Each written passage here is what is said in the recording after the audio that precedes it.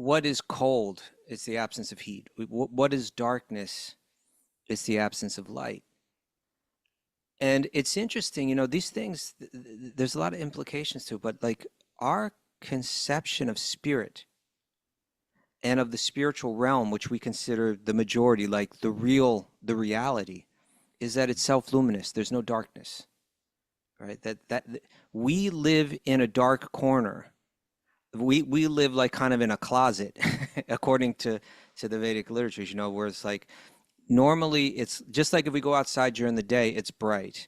And if you want darkness, you have to create like an artificial kind of circumstance. You got to build a house, or you have to put a tent there or something. You got to kind of block out the light.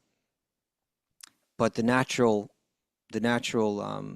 even what is our night? It's when the earth is turned away from the sun. The sunlight is still there, but it's the earth is turned away from it. And so what we consider evil or darkness is just the turning away from the Son of Krishna, the turning away from spirit, which is self-luminous. That's the dark side. That's the evil side. So our natural existence is in the light. Om Namo Bhagavate Vasudevaya. Om Namo Bhagavate Vasudevaya. Om Namo Bhagavate Vasudevaya.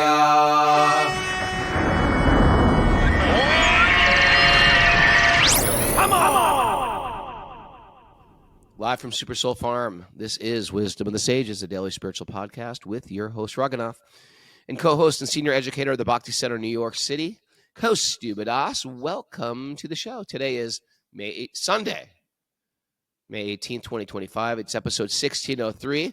Welcome to the show, and welcome to Q&A Day has moved to Sunday. We had no show yesterday because we were having the transcendental Super Soul Farm Savor Retreat, and I will say it was really very, very, very sweet.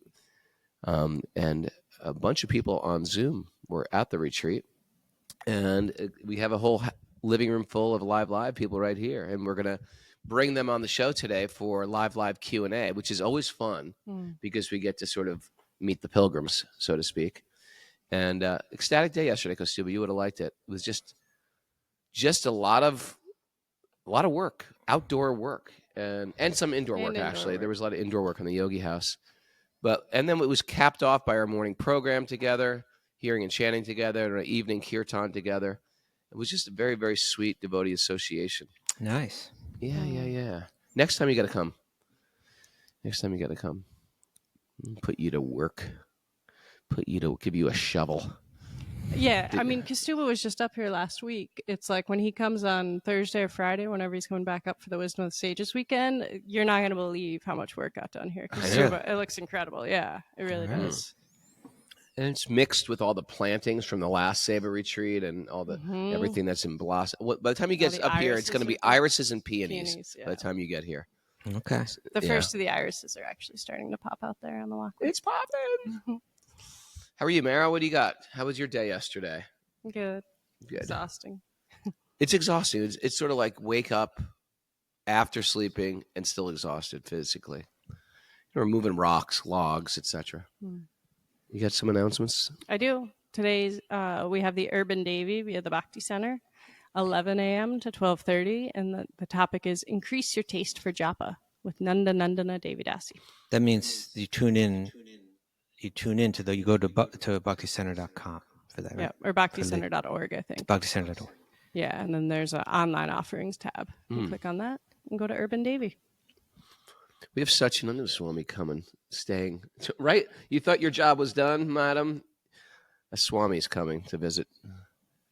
So we're having the action never ends here at Super Soul Farm. All right, Kaustubha. So we have some questions live, and we're going to start off with my new good friend, Patrick Donahue. Patrick Donahue, come on down. You're going to take over Mara's seat, and you're going to hold this microphone right to your mouth. Welcome to the show, Patrick. Now, Patrick's you got to slide right over so we can see you. And Patrick, and put it like more like that. Okay. There you go. Hello. Welcome, brother. Thank you for having me. And I got turned on to you by Madhava Puri, right? From New York, who's that famous sax player, devotee. And but I'm noticing you're walking around with a bunch of jiu-jitsu shirts, and you're a jiu-jitsu guy. I sure am. How did you first find out about Krishna and then the podcast? Well, I found out about Krishna because I read the Bhagavad Gita, and then I was at the Brooklyn Temple. So you found the Brooklyn Temple. You're like, I'm going to check this out. Well, I went to go buy a set of Bhagavatams and I tried to order them through the mail, and they never came, and I was very disgruntled about it. So I had to find a place to buy them in person because I wanted them immediately because I was almost done with the first canto. So I went to the temple to buy the whole set and met the devotees, and I've been coming ever since. Right. How did you hear how did you hear about the podcast? And when did you do you listen to the podcast regularly, or? I sure do. Big shout out to Nityananda Chandra. He Nityananda Chandra turned me on to the podcast. He assumed that I had found the temple through the podcast, actually, because a lot of new devotees at that time were coming because of this beautiful podcast, and he just assumed that I was one of them. But you found the podcast through the temple. Yes, yes. The other way. Yes. No, Nityananda Chandra is like the outreach master. He's just like it's important. I feel like every temple needs a Nityananda Chandra that just sort of, when they see you, they see, okay, this guy's new. Welcome. And he makes you feel very, very welcome. Yeah? He pushed me right into the devotee mosh pit, which was the best thing I've ever been in my life. Like a kirtan devotee mosh pit? Kirtan devotee mosh pit. You know, I've been listening to some old New York kirtans, and that's how me and Kaustubha, I think it's safe to say that nothing could, back then, there was like no, it was just like hardcore music, and it was very obscure. Until you went to like the Brooklyn Temple, I was like, this is the closest thing we got to a mosh pit. This is like a transcendental mosh pit where no one's actually getting hurt. People feel uplifted afterwards. Your clothes aren't torn off you, most likely, unlike the regular mosh pit. And I was hooked. I was hooked. Nice. Well, welcome. And your wonderful wife, Colleen. I mean, these guys are serious Savites. They've been going nonstop since they've been here, and we're really grateful for you. So what's your question today? So my question is, how important is selfless service to the science of self-realization and to bhakti yoga in general? Great question. How important is selfless service to self-realization or bhakti? You want to start, Kaustubha? Yeah, sure. That's a great question. You know, in one sense, selfless service it's all important. It's the means and it's the end of bhakti. You know, our very goal is, let's take it back one step and say yoga is about uncovering something, right? Finding our own self. That's not something that we attain from outside, but it's something that is our eternal nature. It's always there, but it's been covered. Or you can say we've been distracted from it. We're not experiencing our own true nature because we're experiencing the mind and its shifting experiences and the world that we perceive through the senses as they enter and are processed in the mind. That's where our awareness goes. And we become confused and we lose touch with the feeling of our own nature, even though it's there all along. And so then the question is, what is that nature? What is it that and you could summarize it by saying the nature of the self is this selfless service, right? It's love. And love is expressed through service, right? There's this really interesting, simple definition of love that's shared in the Chaitanya Charitamrita, a very important bhakti text, that says that when the happiness of the object of your love, the happiness of the person that you love, becomes your happiness, then that's love. That's what love is. And so if by you becoming happy, I feel happiness, right? If you're the person that I love and when you're happy, I feel happiness, then I naturally serve you because we all move for happiness. And if your happiness becomes my happiness, then I'm going to try to make you happy through service. And that's done through service. So the very nature of the self is to love, And the very nature of love is to serve selflessly, right? I want to make you happy. And so that's our goal. Bhakti Yoga establishes that as our goal, to feel this love, to experience love for God. I want to make God happy, right? I want to serve God. And through that love, you connect to every living being. But the unique thing about bhakti, when you line it up and compare it to the other yoga paths, is that in bhakti, the means and the end are the same. In other yoga paths, like take Ashtanga yoga, you do yama and niyama, you do asana, pranayama, and you do all this to achieve samadhi, and then in samadhi to experience kaivalya, to experience release from the influence of the material energy. Once you're there, you don't have to keep doing pranayama and these things. Those are means to settle the mind, to enter into that state, to get that experience. But in bhakti, the experience that we're aiming for is to feel that love and express it through service. And the practice is to perform that service with love. In the beginning, the love is immature, but the action itself, the practice itself is the same. Hearing Krishna's names, chanting Krishna's glories, remembering Krishna, meditating on Krishna's leelas, et cetera, et cetera. All of these they're the practice of bhakti. But once one achieves the goal of bhakti, one's doing the exact same thing. So the service is what bhakti is all about, and selflessness is the quality of that pure service. Therefore, when we really get when the sages at Naimisharanya, you're reading first canto, right? So when the sages at Naimisharanya, when they open up and they ask, what gives complete satisfaction to the self? What brings the highest good to mankind? They asked Sutta Goswami. And his answer was Savai Pungsa.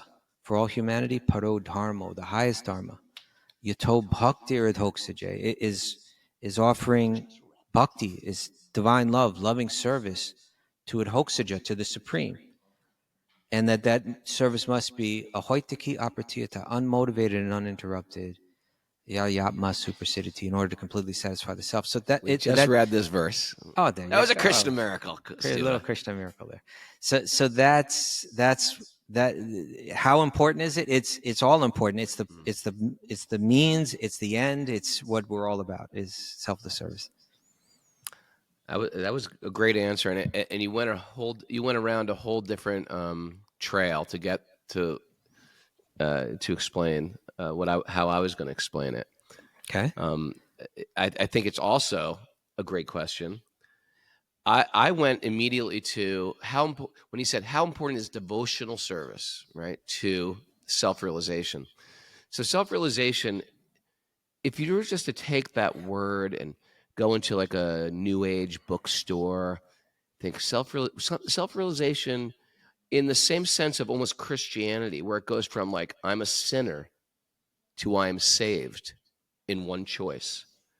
And it would be nice to like, I'm like this dullard, and now I'm self-realized in my awakening moment. We like to think like our spiritual evolution is not evolution at all. It's like a switch that I flick on. Now I'm saved. Jesus saved me yesterday. I was a sinner the day before, but now I'm saved. And I only wish it could be so quick. And perhaps maybe for some people it could be. But for the most part, I don't buy it. For the most part, this is another beautiful word, how you phrased it too, the science of self-realization. And that's how Prabhupada would phrase it. It's a science because a lot of us have this desire to want to shift our desire to serving our tongue, our belly, our genitals, right? Our country, our society, our dog, whatever we serve in this world. We say, I want a higher love. Bring me a higher love. And so there's a beautiful phrase that love is not just a feeling. I love God. It's an action. And so in Bhakti Yoga, it's beautifully explained in our lineage how that shift happens. What does it actually mean to love God in pure devotion?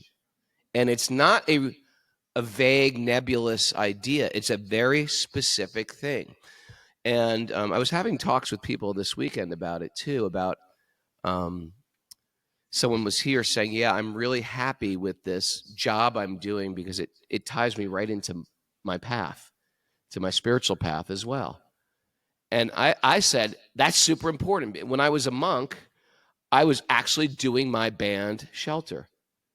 And I felt like I was good at being a singer in a band. I felt it helped me become really thoughtful in the way I wrote lyrics, which is almost like a meditation. I had to really dig deep into the philosophy to get a philosophical point across that also rhymed like song lyrics. And I got to be on stage, which I feel like I naturally did. Now, I also understood that it was easier for me because that's what I sort of naturally did. But at the same time, I got a little bit of material kickback. What was that? Well, I got some prestige. I got some public validation. I got to do what I was really sort of naturally good at. I got to have the freedom where I wasn't under any particular authority. I was just like traveling around the world doing that. I was feeling creative and artistic. So there was a little bit of like material, a material kickback, I'd say, that sort of stroked my ego. The band was getting more popular at the time. It stroked my ego a little bit more. But I was doing it as an offering for God. If I made money, I'd put it back into our project of the band. And, we'd fix the van. Or if there was new people coming on board, we'd facilitate them and pay for their food, etc.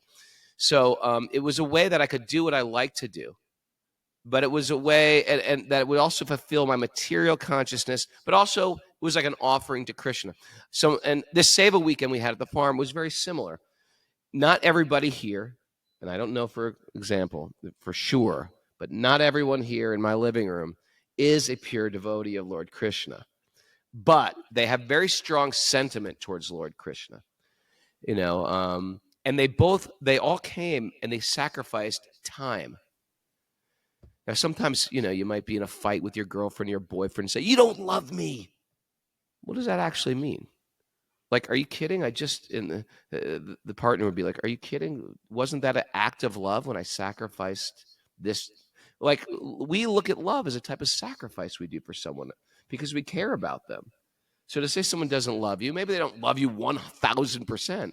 But of course, there's some type of step towards sacrifice of time, energy, resources, sentiment, gifts, meditations on that person that can equate to some type of love. And this is what we're doing to God.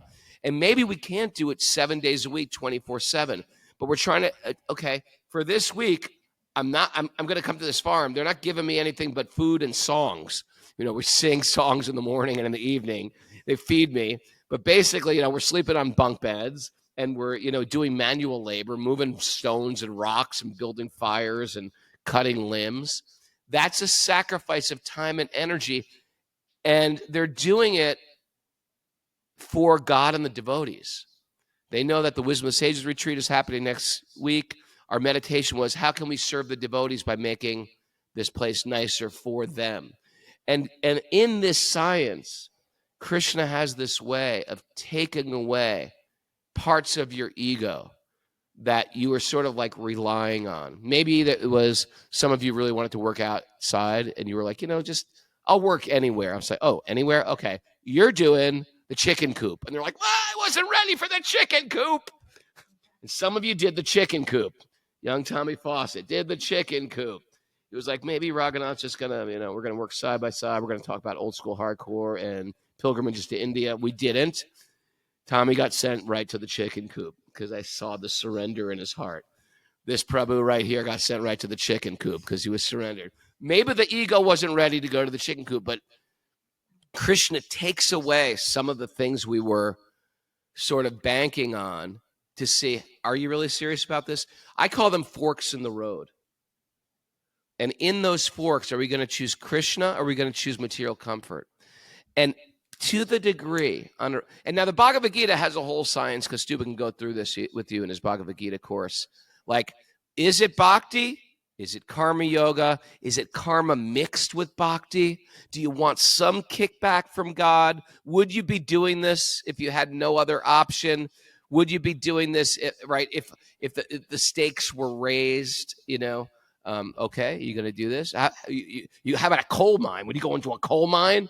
Would you do this if someone said, if you choose bhakti, I'm going to throw you in a prison, right? Like some devotees in Iran or in the Soviet Union or these places where pure devotional service is practically illegal.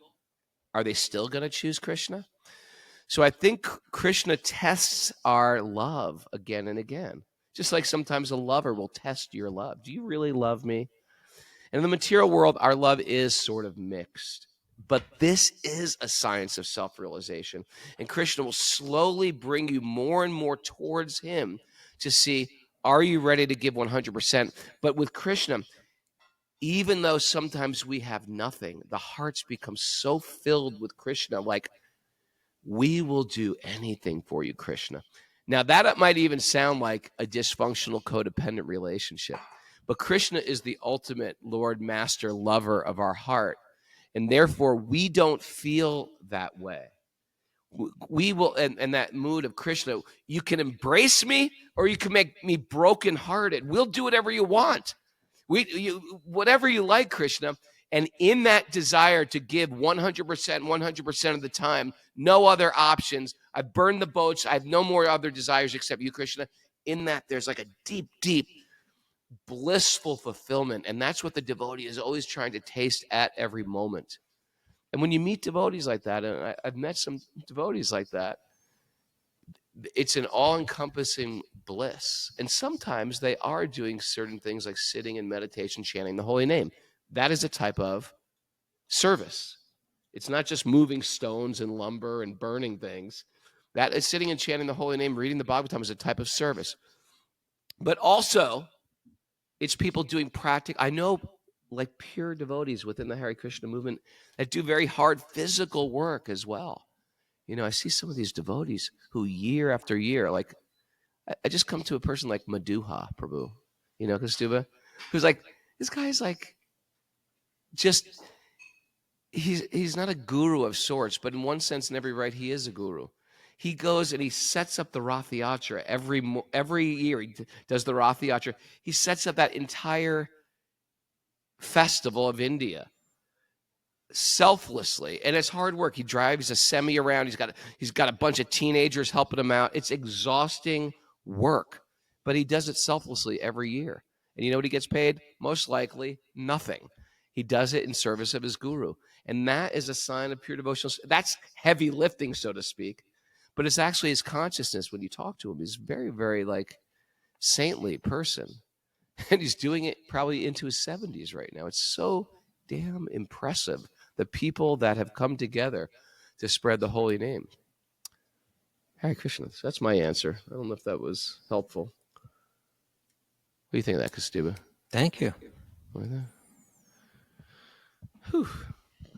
Thank you so much. Thanks very much, Prabhu. Great to have you this weekend. Who's coming down here? You got to go. You're going, Chief. Oh, I thought you were coming up to give an answer. Okay, Okay.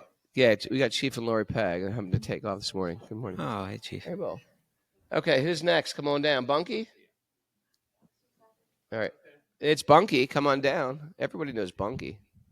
It's been a while. It's been a while, but Bunky traveled with me for about a year, right when I was going through my divorce. It was like a very tough time. So he's seen the most vulnerable Raghunath ever. Harpo Bunky, welcome back. He's here for a month of loving seva. Oh, really? You're going to stay for a month? He's going to be here for a month. It's going to be here next week. That's great. Good to see you, Bunky G. This is my camera face. I think the last time I saw you, I almost ran you over on a bicycle on 6th Avenue. Oh, that was great. Run over by the best. Harbo Prabhu, how can we serve you today? Bunky is he's a performer. Yeah, I perform. Great actor and a great singer. And guess what? Next week, Maybe you, me, and Patrick will do a skit or performance for the Ooh. Wisdom of the Sages retreat. You want to do that? Devotional theater. Devotional theater. We'll engage all your talents in pure devotion. He's also a great kirtan leader. Yeah. June 7th, we're going to have a Working on big it. kirtan, a 2 o'clock to 9 o'clock, 7-hour kirtan party at Super Soul. Everybody's invited. Okay. Okay. All right. It's a dark one. Uh-oh. It's a dark night. Okay. Dark night. Can you hear me? I don't Yeah. know. I don't know how Yes, I we sound. can. Okay. All right. So let's see if this makes sense. Being that Krishna is the supreme being, and thus the origin of all things, even things that lie outside of Vedic culture and the Vedic cosmology, how does the concept of Satan or pure evil factor into things? Even though I know the concept of pure evil doesn't technically exist in Bhakti, because we're all spirit souls, pieces of Krishna, and in essence good. Is it merely a philosophical misconception, or is evil resolved by somehow being perceived as a mysterious hand of Krishna? Really good question. Hmm. Want me to go first, or you want to go first? You can go ahead. I was just recently asking this question. I can't remember to who. But yeah, we have this pure soul theology that actually all souls are actually pure, but they become embodied. And then if you've ever met a person in addiction, have you ever met a person in addiction? It's like one bad choice leads you to another room that has many doors, and you can make another bad choice. It's not like your bad choice, like I learned my lesson. One bad choice can lead you to another bad choice, can lead you to another bad choice, and sometimes you'll hear Prabhupada say in a purport things like, eternally condemned or eternally bound, nitya bandha, eternally bound. Because the way I perceive that is sometimes there's bad choices that are like a slippery slope. They don't just take you down one step, they take you down thousands of steps. And that becomes like a cycle that you can't get out of. And I see this sometimes with people who can be perceived evil by their super bad choices. We've had notorious, what we would call demons in our history. The people like the Stalins, the Maos, the Pol Pots, the Mussolinis. People have done things in the name, sometimes even in the name of doing good, where they kill 20 million people, and it's like unbelievable. Like, how can you do that? And it's almost shocking the horror that people do in this lifetime, or what to speak of people who are mentally disturbed and they become serial killers, etc. So yeah, it's sort of a dark answer, but the way I look at it is it's just like layers and layers and layers of bad choices. And it's like if I take a bright light bulb and put a light, thin linen sheet over it, you can still see the light through it. Sometimes even if you put 2 or 3 very light curtains over it, there's still light coming out of that. But if you put like a blackout curtain, like those curtains we have in the men's ashram, and put 100 blackout curtains, that light becomes extinguished. So the pure soul is still there. The light is still on. It's just covered by layers of, and what the Vedas talk about, and what all spiritual traditions talk about, lust, greed, anger, envy, illusion. And those blackout curtains cover the bright light of the spiritual entity to the point where it seems like, and of course, not like Mussolini's and Mao and Stalin's. Myself, when I'm in bad consciousness, I bring other people to bad consciousness. That's just how it works. Especially if you're like, a person like me, or a talker, an influencer. Come on, let's do this. Let's get into Maya together, right? So that happens whenever we become influenced by illusion. We start selling illusion to people. Come on, it'll be fun. You ever say that to somebody? Come on, it'll be fun. Careful if people say that to you. So we become propagators or influencers of illusion, and that is a major problem. And so as far as like pure evil, these are choices, but they're not the underlying theme of what we actually are. Our default is pure devotional service. And there are definitely evil forces, but they are beings that are diseased. And in that disease, they can cause a ripple effect of other diseases. But there's dark forces, dark energy, dark, little devils, little demons out there that caused tons of hell for us. And we got to be careful of what we let in. You got to be super careful. You got to be a guard keeper of who you invite into your life. And we should understand that every book we read, every movie we see, every friendship, every teacher we take into our life, we've got to understand we have to be very, very careful of who we're sending out invitations to. Because once they come into our heart, they become part of us. Every person we date, they become part of us, and it affects us on a deep level. My mom used to say it, she used to say, no devils in the house. So, if we were like, yeah, Mom, there's this movie called, The Omen we're going to see. No devils in the house. You can't invite the devil into your life. She would always say the devil's real and the devil will stay. Careful who we invite. Kaustubha. Well, yeah, we don't. I don't know if I want to characterize it as like a Christian conception, although certainly many Christians do conceive it that way. But there's a battle between evil and good, and there's a personification of that evil in the form of Satan, and that Satan has power, and he's out to get you, and he wants to trick you and get you to sell your soul and embrace evil and so on. But we just see more like just like what is cold is the absence of heat. What is darkness is the absence of light. And it's interesting, these things, there's a lot of implications to it, but like our conception of spirit and of the spiritual realm, which we consider the majority, like the reality, is that it's self-luminous. There's no darkness, right? That we live in a dark corner. We live like kind of in a closet, according to the Vedic literatures, where it's like, normally it's just like if we go outside during the day, it's bright. And if you want darkness, you have to create like an artificial kind of circumstance. You got to build a house, or you have to put a tent there or something. You got to kind of block out the light. But the natural, even what is our night? It's when the earth is turned away from the sun. The sunlight is still there, but it's the earth is turned away from it. And so what we consider evil or darkness is just the turning away from the Son of Krishna, the turning away from spirit, which is self-luminous.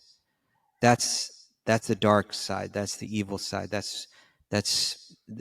So our natural existence is in the light within the spiritual realm. But because there's something in us that wants to deny, this is the core thing. This is the one issue that we have that we need to work out. That is the cause of our suffering. Is just we want to deny the nature of our relationship with our source, right? And as long as we want to deny that, then we turn from that source. It means we enter into the darkness. We enter into the illusory realm. Now, the dark realm that we live in, it reflects. There is a reflection of the light in it. So there is a sun, which brightens this up, but it's a mixed world. It's a changing world. It's a shifting world. And so we experience both light and dark. We experience both good and evil. And it's kind of in there, that darkness and that the pain that one experiences due to the presence of evil in whatever form it manifests, is to help us understand, what am I doing in this closet? Why this is not my natural. I belong in the light. I crave the light. I want the light. And when we start to want the light more than we want our false sense of independence, then we can turn back and enter into the light again. So it's not that there's this competition. It's just that we've gone in, we've searched out a place where the light's not shining because we have an issue with the light. Right? We're kind of like, you know what, light? I don't like. I'm not comfortable. Ontologically, I'm not comfortable with any being ontologically superior to me, that I'm dependent, in a sense, that I'm dependent on that. And so we turn from it. And it's like, okay, you can turn from it, you can imitate it, you can experience a reflection of it, you can try to play that role, you can get a little bit of a taste of it, but along with that comes a darkness. And that darkness is very unnatural for us.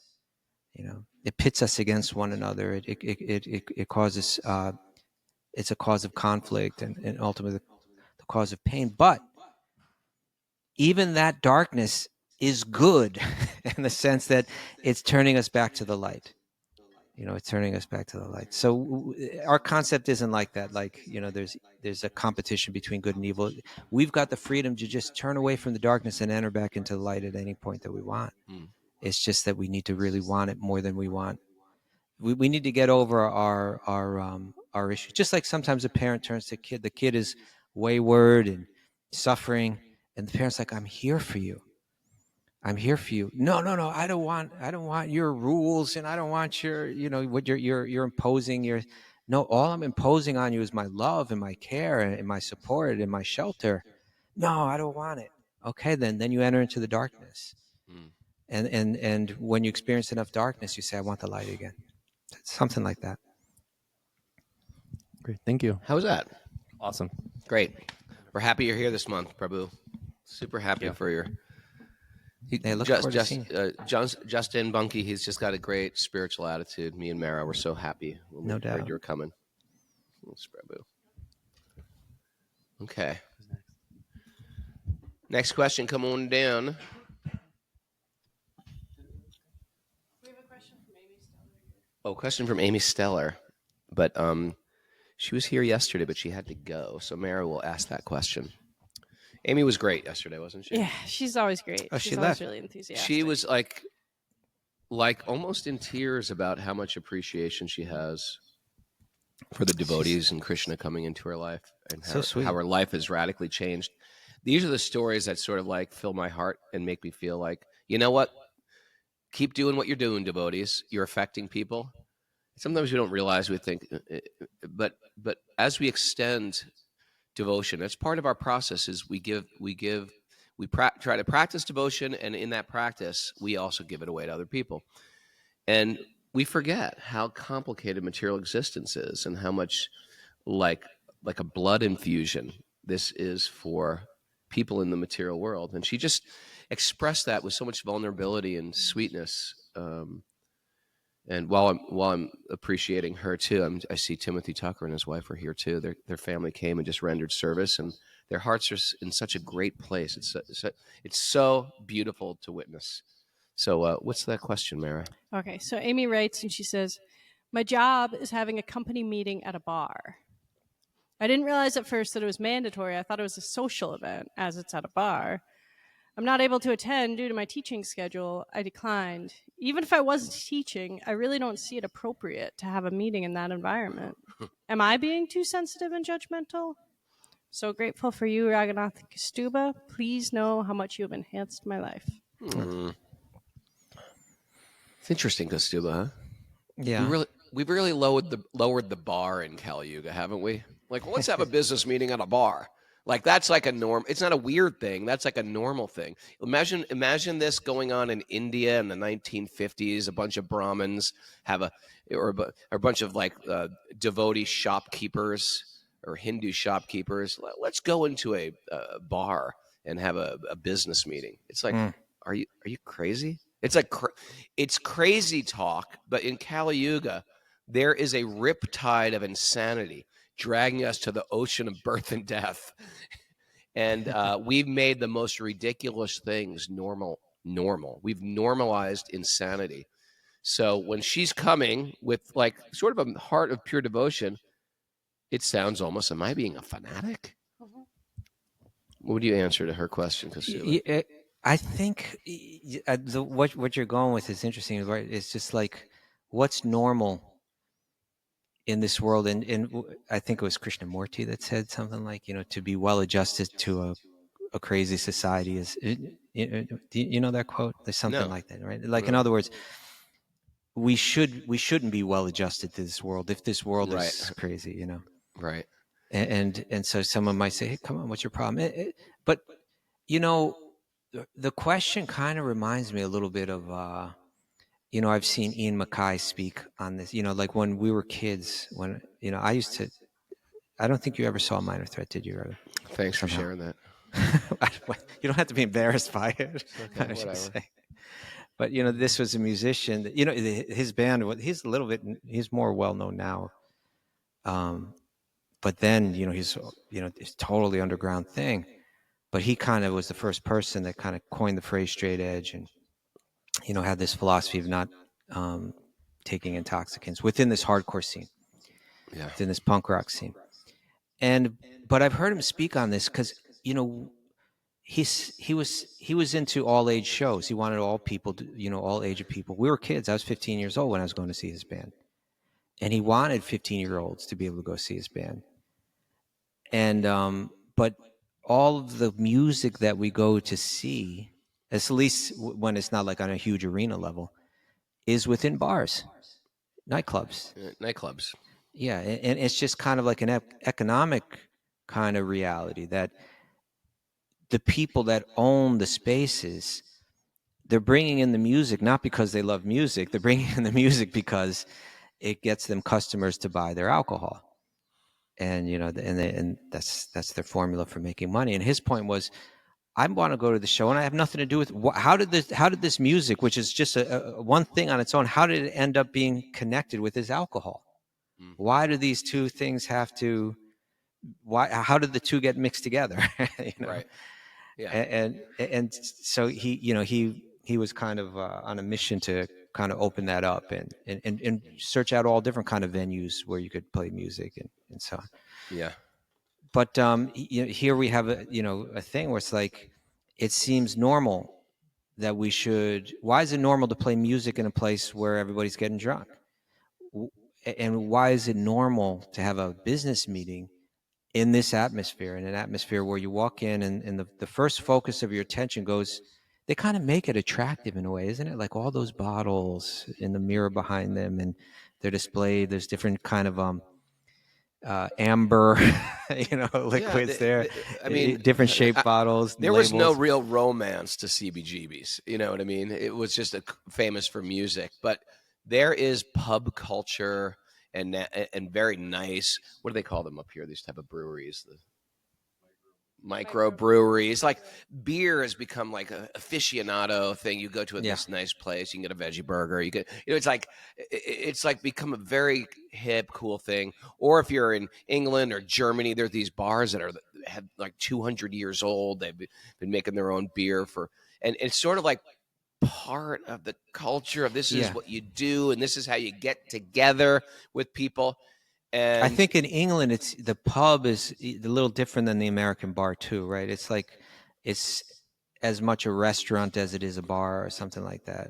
I don't know. I've never been in one. Yeah, it's sort of like Cheers. You come together. There's your bartender. You pour out your heart to your bartender. You cry on your friend's shoulder. And there is that kind of like pleasant, romantic, social.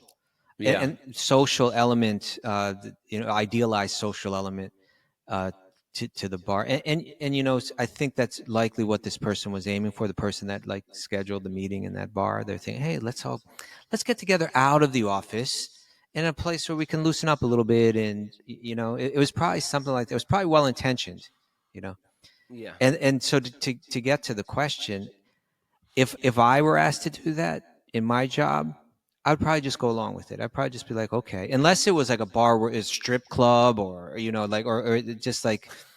We're meeting at a strip club, okay? We'll see you there at 10 p.m. It probably happens, but unless there was something particularly, unfavorable about unless it was really loud, unless it was a really drunken atmosphere, or I would probably just go along with it. I might say to the person, hey, do we have to do it in a bar? afterward, but I probably wouldn't make a big deal about it. Some people are alcoholics. It's the last place they want to be. Yeah. Many people are alcoholics, so in that sense, it might be an insensitive place too. And if that were the case, I would certainly say, you know what, I have a drinking problem. I'm an alcoholic, and I really prefer if I didn't have to step into a bar. When I took this job, I didn't know I was going to have to be doing it inside a bar. Yeah. Do we have to go there? But I would probably not try to be too puritanical about it. I might just go along with it because people just might not understand. But no, I think nothing wrong with saying, like in the future, do we have to do it in a bar? I like the idea of coming outside of the office, and I think there's a value in that where people kind of like we learn to relate to each other in other ways, and there is something about getting a team outside of the office, the workplace. Yeah, yeah. I love liberal Kaustubha. Very liberal, broad-minded Kaustubha. But at the same time, there is like Kaustubha mentioned, the alcoholic who's, I don't go to bars. I don't go there. I can't do that even for work. I've just chose that. So in our own life, this question may come up because in one sense, we do try to be liberal and understanding, but at the same time, we may want to, on our bhakti path, say, I don't do this. And there's certain things that people just say, I do not do. Sorry, I don't do this. And, if you hear about the histories of, who was the king of Jaipur, he refused to eat anything that wasn't cooked in Ganges water. He wouldn't drink anything else except Ganges water. And he wouldn't bathe in anything but Ganges water. And part of his kingdom protocol was bring these giant silver vessels of Ganges water from the Ganges, which isn't even close to Jaipur, and bring them back. And even when he visited the Queen of England on the ship, they carried giant vessels of Ganges water. And if you were to say, hey, you want to, you've been traveling all day, you want to take a shower? Oh, you got, not if you don't have Ganges water. So some people do that. He also had this rule. He goes, I only eat Krishna Prasad, period. If it's not offered to the deity, I don't eat it. I'd rather fast. So sometimes in bhakti, we make those. And you know what, Raghunath? That may sound like, what a diva, But but I don't see it that way. I see it as he's saying, I'm responsible for caring for and protecting this, entire city or this entire state. My consciousness must remain elevated. I must be very careful to guard it. Right. Yeah. I need to remain. I need to remain in an attitude of loving service, and I do that by being very careful what I eat, be very careful what I drink. So it's actually a very beautiful thing, and we have to be careful that we're not doing those things like Kaustubha, invites me over. You want to take hey, I sleep over. And I was like, well, where's your Ganges water? You expect me to go in your dirty, polluted, Croton Falls, reservoir, shower, gone through lead pipes. That's what you expect me to bathe in at your house? Where's a pitcher of Ganges water? Come on. But truthfully, and I apologize for this, because we have to be careful that we're not like offended by everybody, and that we're trying to like almost, it could be part of our ego. Oh, you eat that, I don't eat that. We got to be careful of that. And I will say, and we shouldn't be offended if devotees have a particular standard that they want to live by too, because everyone's trying to sort of up their game in a certain way. And I will say Kaustubha's very sincere in this regard too. Like I remember one time we were in LA and we went to a strip club. We went to we went to like a very nice, expensive, taken out to a nice vegan restaurant. It was for my birthday, I think. It was for your birthday. It was like Rath Yatra or something. Rath Yatra. And everyone is eating fine, like really refined vegan food. And Kaustubha's like sitting there like a fork and knife, like cutting an avocado. Cutting an avocado. And anyone, would you like a lemon with that avocado, Kaustubha? He's like, no, just the avocado is fine. I can't. It's okay. He didn't complain. He didn't make a big show like, listen, everybody, I'm just eating an avocado. In the meantime, I'm shoving a tostada down my throat as fast as I possibly could. Garlic infused. It's like, vampires are running for their life. I've eaten so much garlic. So there's a type of like respect we have. I don't think Kaustubha does it with any ego. He just wants to have a particular standard for what he gives to, for his own relationship with Krishna, as well as sure as like what he gives to his students, etc. Well, you do know? remember that I shared that story. That on my way to that, that was our weekend. That was our. By the way, we plan on being at the Los Angeles Rath Yatra this coming year, right? Yeah. And doing some programs around that, which is the first Saturday. So maybe on the first Friday or of. Oh no, that's on a Sunday, right? Rath LA Rath in Yatra, LA first is, Sunday in Sunday. August. is on a Sunday. Yeah. Yeah. Yeah. So on that weekend, first weekend in August, we plan to be in LA. But on the way there, you know, I generally I don't eat grains that are not cooked by devotees, right? That's my standard. And anyway, so maybe I shouldn't tell the whole story again. But Tell it. well, it was just that because that was a crazy thing that I went to catch the flight the day before on my way to LA. Yeah. I went to catch a flight like in the afternoon, or like it was like a 5 o'clock in the afternoon flight or something like that, which means I leave my house at, you know, hours before then, Yeah. you know, around noon or something like that.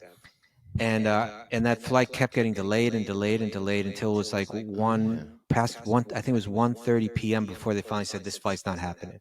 Oh yeah. You know, and so then I had to get in a taxi, go back back Like into another the city. $50, $60. And then I was thinking, you know what? I don't think I'm going to.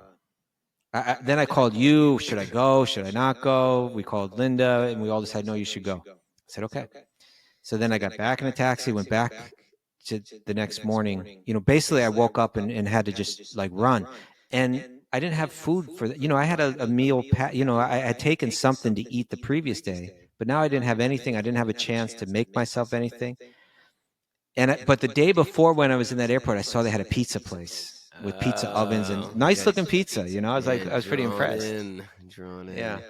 And so then, even one of the wandering senses, Kaustubha, just one Oh, of the wandering senses can take you down a slippery slope to a fiery pit. and the night before, as the flights kept getting canceled, I was thinking maybe I should go have, you know, the just circumstances. A slice. But The beyond devil my tempts control, with half truths, Kaustubhas. circumstances beyond my control, you know, maybe I should. But I said no, I won't eat that pizza. So, but then the next day, I'm there like, okay, I got a full day ahead of me. I haven't eaten anything. I won't have any food all day. On Was this he long trip to Maharaj California. Jai Singh? Or Yeah, not? right. Chacha bird, you know, that only accepts the water that comes from the sky. So I said, you know, so I got there. I said, what the heck? I'll just have a pizza. How was it? Well, first of all, it was expensive. Second of all, Kaustubha has never been to a restaurant except Divya's, where he gets. the Yeah, the airports especially. Second of all, I got in an argument with the person that makes the pizzas. You know, it's like I was just asking some simple never questions, good. and they were like, they didn't want any questions. You know, so they got all annoyed. Now I got What's this person in the sauce? Do you have an ingredient list for the sauce? So, and then now I got this person that hates me making my pizza. You know, Yeah, great. it's never good. And then so I spent the money, got the pizza, sat down, and my first bite into that pizza,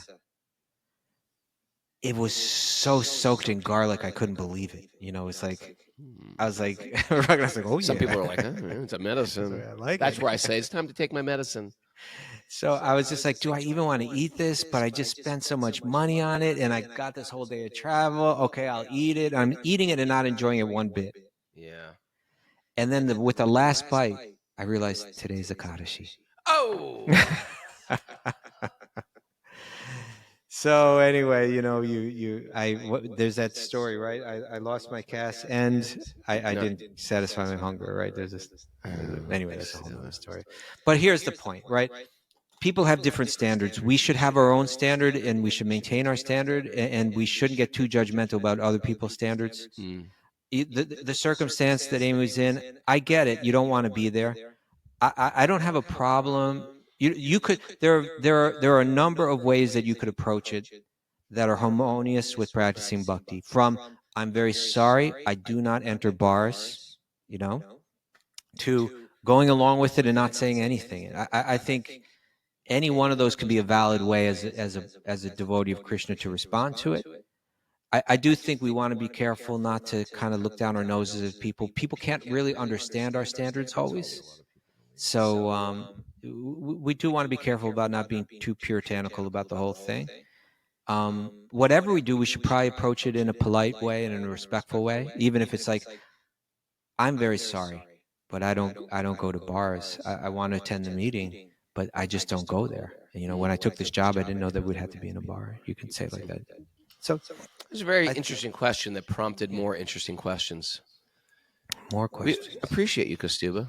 I appreciate you, Raghunath. Because I don't think Kaustubha waves his standards in my face like, you little dirtbag. Well, what I appreciate was when we were talking about going out, was I was like, will Kaustubha join us for a birthday dinner? Because if we're going to have a birthday dinner, I want Mary's Kaustubha birthday. there. Yeah, Yeah. it's And so I Mary's was like, yeah, of birthday. course. Like, Kaustubha's like, yeah, no problem. Yeah. And then, like, didn't really eat anything, but didn't make a big deal out of it, but was like, still went to the trouble, you know, came out. Enjoyed happy to be himself. there. Yeah, He's it happy was to be sweet, there. yeah. He's like, pass the salt, please.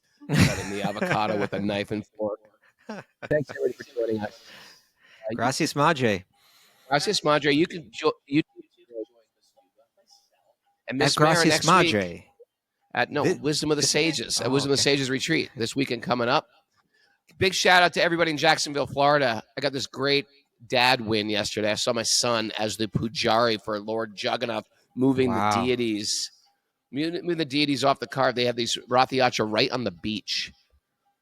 And it was beautiful. It was a My beautiful